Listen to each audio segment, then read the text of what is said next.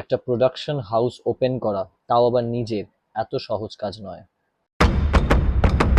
ঠিক এতটা পরিশ্রম করতে হয়, এতভাবে নিজেকে ভাঙতে হয়। কখনো তুমি সিনেমাটোগ্রাফার, কখনো তুমি ফটোগ্রাফার, কখনো তুমি অ্যাক্টর, কখনো তুমি ক্যামেরার সামনে বা পেছনে কাজ করছো।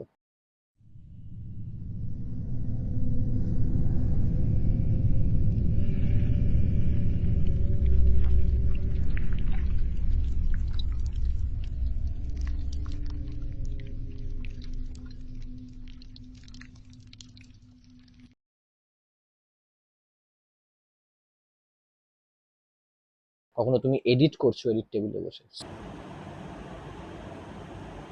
Sleepless Knights. বাট সবসময় একটা কথা মাথায় রাখবে, এডিটারদের সব থেকে বেশি খাবারের প্রয়োজন হয়। ডায়েরির জন্য অবশ্যই ওয়েট করো, আমাদের বেঙ্গলি সাইকোলজিক্যাল ইন্ডি ফিল্ম আসছে, ও sorry, episodic, Instagram, Facebook and YouTube.